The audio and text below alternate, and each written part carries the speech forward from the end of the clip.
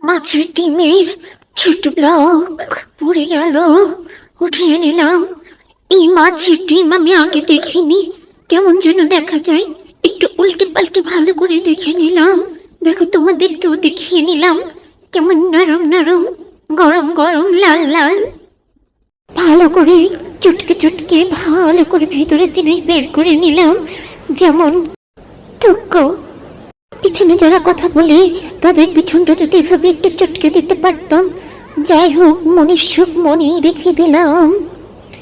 এরপরে ভিতরে চটকে চটকে ভিতরে সব মাল মাল টুকু মাল না, মাছের ডিম বের করে নিলাম।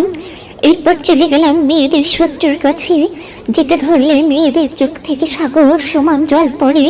সেটাকে ভালো করে কুচিয়ে নিলাম, ভালো করে কুচু কুচু কুচু কুচু করে নিলাম। এরপর চলে গেলাম ঝালের কাছে, যেটা পিছনে ঢেলে দিতে ইচ্ছা করে। তারপর ওইটাকে আমি ভালো করে কুচিয়ে নিলাম। যাই হোক, এখানেও আমার মনের ইচ্ছা পূরণ হলো না। চুলার পিছনে আগুন লাগিয়ে দিলাম, চুলা জ্বালিয়ে দিলাম। এরপরে কড়াইতে তেল দিয়ে দিলাম। উফ, ডিসকাস্টিং, বাইরে শব্দ হচ্ছে। ভিডিওর ভিতর শব্দ আসতে পারে, একটু মানিয়ে নিও। এরপর আমি তেল দিয়ে দিলাম, তেলের ভিতরে পেঁয়াজের কাঁচা ঝাল দিয়ে দিলাম, ভালো করে নেড়ে নিলাম। নাড়ানাড়ি শেষ হয়ে যাওয়ার পরে এর ভিতরে রসুন দিয়ে দিলাম। রসুনের একটা ফ্লেভার যখন ছাড়বে, তখন এর ভিতরে গুঁড়ো মশলাগুলো ঢেলে দিলাম, সরি দিয়ে দিলাম।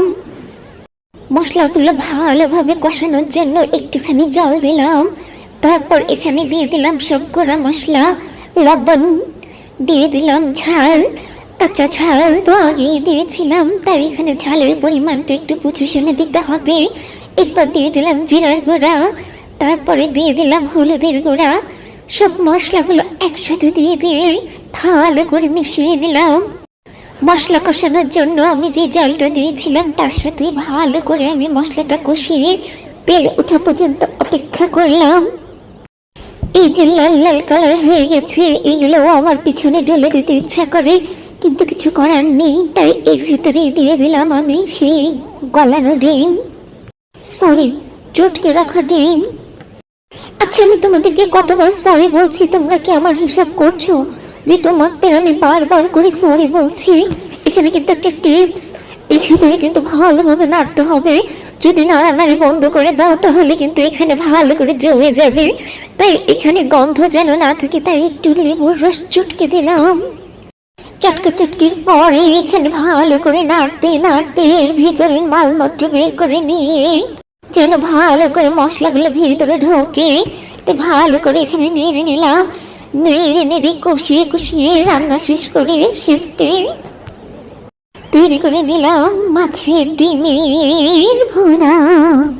আজকে বাই শেষ।